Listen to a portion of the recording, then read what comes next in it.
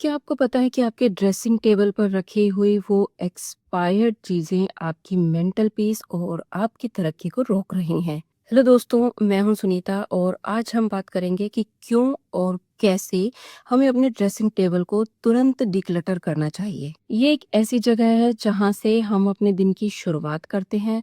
हम वहां खड़े होकर अपने आउटर लेवल को तो सजा लेते हैं, पर क्या इनर लेवल पर हमें पीस मिल पाती है? उस क्लटर्ड और ठूस कर भरे हुए सामान को देखकर और वो सामान जिसे हम बहुत टाइम से यूज नहीं कर पा रहे हैं, क्या उसे देखकर आपको मेंटल पीस मिलती है? उस वक्त हमारे दिमाग में बस यही चलता रहता है कि नई लिपस्टिक लाऊंगी तो कहाँ रखूंगी? पुरानी लिपस्टिक जो इतने शौक से लेकर आई थी, यार ये तो मुझ पर अच्छी ही नहीं लग रही, इसे यूज ही नहीं कर पा रही, कैसे यूज करूं, लेकिन फेंकूं भी कैसे? इतने अच्छे ब्रांड की लाई थी, इसकी क्वालिटी भी अच्छी है, लेकिन मुझ पर सूट ही नहीं करती। और जब बारी आती है किसी को दे दूं या इसे फेंक दूं, तो आप अपने दिल को समझाती हैं कि नहीं नहीं, अभी नहीं फेंक सकती और इसकी क्वालिटी अच्छी है, किसी को दे भी नहीं सकती। एक काम करती हूँ कि इसे कभी कभी यूज कर लूंगी। और फिर आप ये सोचकर फिर से इसे वहीं रख देते हैं और वो कभी कभी आपका कभी भी नहीं आता। एंटी एजिंग नाइट क्रीम ले आए, फ्रेंड को रिजल्ट अच्छा मिला, आपने भी खरीद ली, लेकिन आपकी फ्रेंड को नाइट केयर रूटीन की आदत है, लेकिन आपको नहीं है।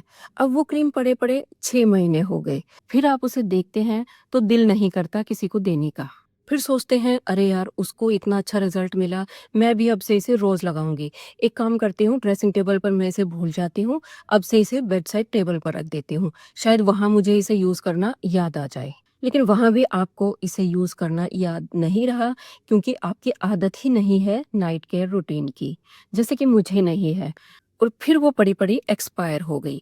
अब आप ना तो उसे किसी को दे सकती हैं और ना ही खुद यूज कर सकती हैं। अब आपको उसे फेंकना ही पड़ेगा। इसलिए मैंने अब आगे से डिसाइड कर लिया है कि कोई कितना ही लालच दे, कितना ही सजेस्ट करे, मैं आगे से नाइट क्रीम कभी भी नहीं लूंगी, क्योंकि मैं नाइट केयर रूटीन फॉलो ही नहीं करती। तो मोटी बात क्या है, मैं ये सब इसलिए बता रही हूँ कि हम लेडीज की आदत होती है कि हम सामान को फेंकने में हिचकती हैं। ये सूट के साथ की बिंदी है, ये लिपस्टिक थोड़ी सी बची है, इसे पूरा खत्म करके फिर फेंकूंगी, ये सोचते सोचते हम अपने ड्रेसिंग टेबल को ठूंस ठूंस कर भर लेती हैं। और फिर हमारा ड्रेसिंग टेबल नहीं बल्कि एक कबाड़ खाना लगने लगता है। और इस वजह से हम उसे प्रॉपर ऑर्गेनाइज भी नहीं कर पाते, और फिर जब कुछ सामान चाहिए होता है तो हमें उसे ढूंढने में काफी टाइम लगता है। लेकिन याद रखिए, एक स्मार्ट होम मेकर वही है जो जानती है कि किस चीज को कब विदा करना है। जो चीजें 6 महीने से यूज नहीं कर पा रही हैं, वो हमारे घर के लिए और हमारे दिमाग के लिए भी बोझ है। पुरानी चीजें नई एनर्जी को रोकती हैं। आप कितनी कोशिश कर लें कुछ नया सामान खरीदने की, लेकिन उसमें अड़चने आएंगी। एक बार घर का पुराना कचरा हटाकर देखिए, जो चीज जिसे आप काफी टाइम से लेना चाह रही थी, उसे लेने के रास्ते अपने आप बनने लगेंगे। इस एग्जाम्पल से समझते हैं, आप एक नया फ्रिज लेने की सोच रही हैं, लेकिन कभी बजट नहीं बन पा रहा, कभी कुछ और प्रॉब्लम आ रही है। अब पुराना सामान जिसे आपने डीआईवाई करने के लिए रखा हुआ है, या ये सोचकर कि अभी यूज नहीं हो पा रहा लेकिन किसी दिन यूज हो जाएगा, और वो सामान आपका 6 महीने साल हो गया बिल्कुल सही कंडीशन में है, लेकिन आप यूज नहीं कर रही हैं, ऐसे सामान को निकाल कर देखिए। ये रुकी हुई एनर्जी जब निकलेगी तो नई एनर्जी को आने की जगह अपने आप मिल जाएगी। अब समझते हैं कि ड्रेसिंग टेबल को डीक्लटर करना कैसे है। The all out rule. सबसे पहले ड्रेसिंग टेबल का पूरा सामान आप निकाल लीजिए। खाली ड्रॉर देखकर ही आपको समझ में आ जाएगा कि जगह कितनी है। मेकअप की एक्सपायरी डेट चेक करना सीखिए। कई बार पाउडर प्रोडक्ट 2 साल तक खराब नहीं होते, बट लिक्विड प्रोडक्ट जल्दी खराब हो जाते हैं। एक्सपायर्ड प्रोडक्ट आपकी स्किन को इन्फेक्शन दे सकता है, इसलिए ऐसे मामले में सख्त रहें। The factor.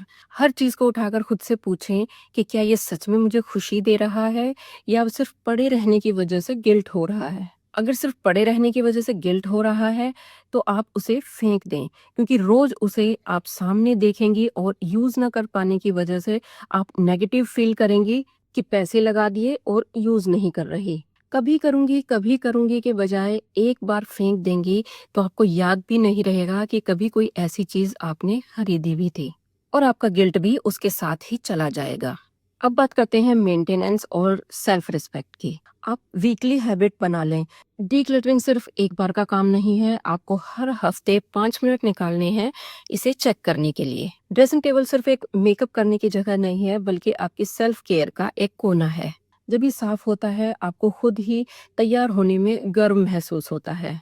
अपनी इज्जत कीजिए, अपने घर को सुंदर बनाइए। तो आज ही अपने ड्रेसिंग टेबल को चेक करें और 5 ऐसी चीज़ें निकालिए जिन्हें आप यूज़ नहीं कर रही हैं।